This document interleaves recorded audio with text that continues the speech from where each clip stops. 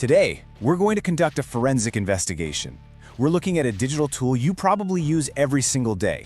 A tool that, starts out as this helpful little assistant, but can transform, silently, into a weapon used against you. This is the story of permission creep. Okay, let's just imagine a scenario here. You're trying to save a few bucks, so you install a coupon finder extension. And hey, it works. It saves you $5 on a pizza. But here's the chilling part. While you're enjoying that pizza, that very same extension is quietly reading your bank statement. It's watching you type your master password into your password manager. It is literally seeing the private messages you send to your family. And the paradox here is so powerful. The more helpful a tool seems to be, the more access we just willingly give it. That utility? That's the master key to the whole scam. So this threat has a name: permission creep. It's a professional hijacking technique that uses these silent, automatic updates to just slip right past your defenses. See, it doesn't attack your computer's operating system, it attacks the very fabric of the websites you use and trust every day. A lot of people think they're safe because, I've got antivirus software. But as we're about to see, these tools can walk right past those defenses like they're not even there.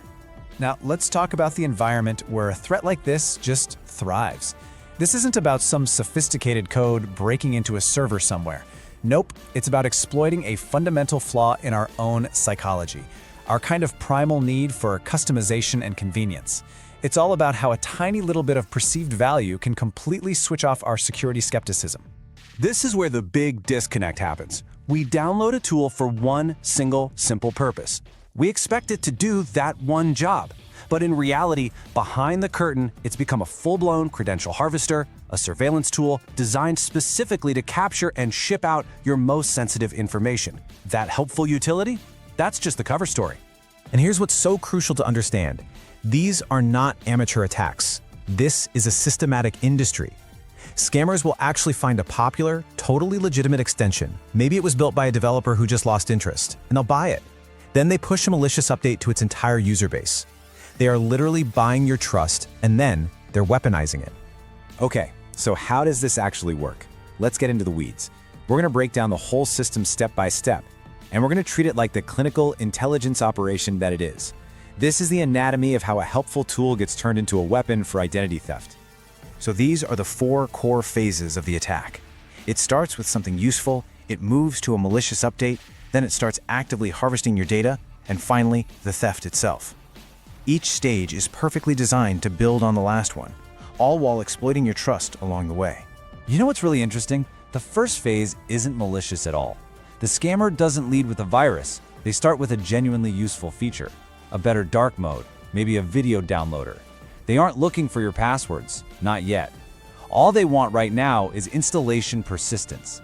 They want to become a trusted, invisible part of your daily browsing until you completely forget you even installed it. And this is how the trap is sprung. After a few weeks or maybe even months, the extension improves. It pushes out an update that asks for brand new permissions. Read and change all your data on the websites you visit. And because you've come to trust this little tool, your brain just clicks allow without a second thought. That's the moment of infection. That is the point of no return where the helpful tool officially becomes a tapping device. So now we enter the active surveillance phase. With that new permission granted, the extension injects a tiny, invisible piece of code into every single website you visit. It's not a tool anymore, it's a surveillance tab.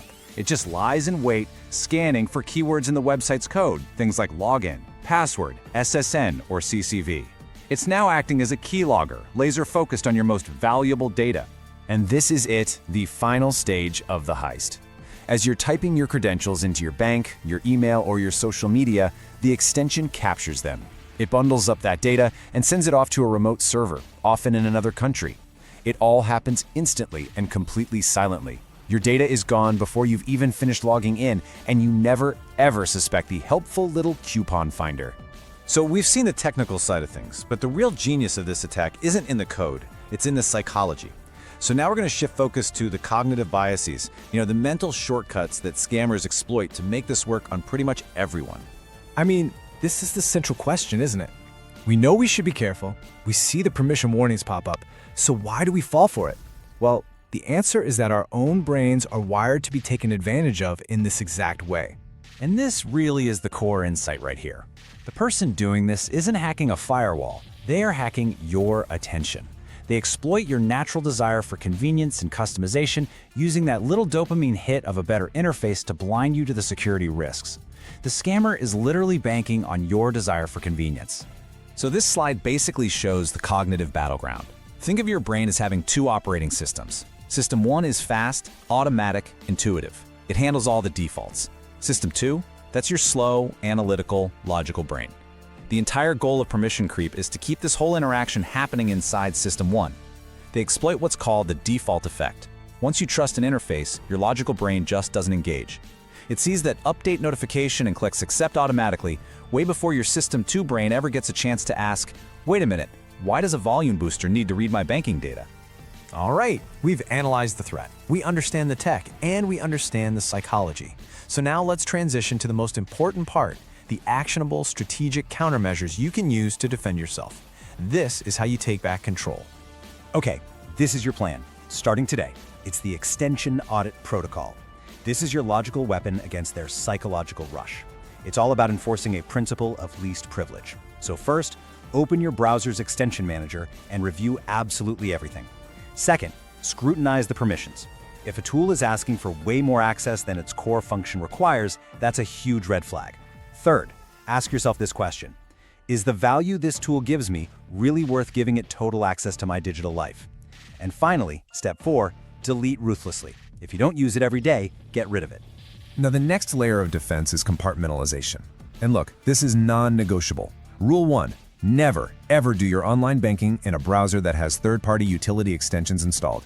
Use a completely separate, hardened browser, one with 0 extensions for your financial stuff and other sensitive accounts. For any critical task, use a clean incognito window. And just practice extension minimalism. Think of every single icon in your toolbar as a potential security risk, because, well, it is.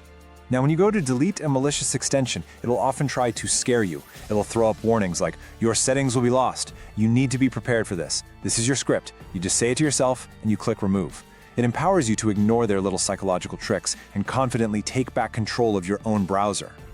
As we wrap up this investigation, I want to leave you with the single most important strategic principle to remember.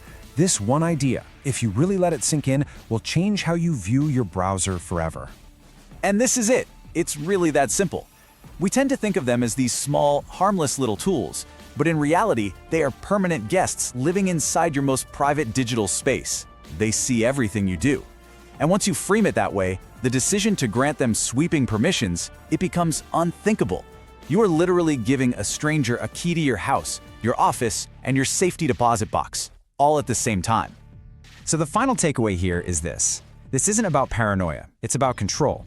The question isn't whether a tool is useful, it's whether that utility is worth the key to your entire digital life. So audit your icons, limit your permissions, and never, ever trade your security for a little bit of convenience. That's how you stay in charge.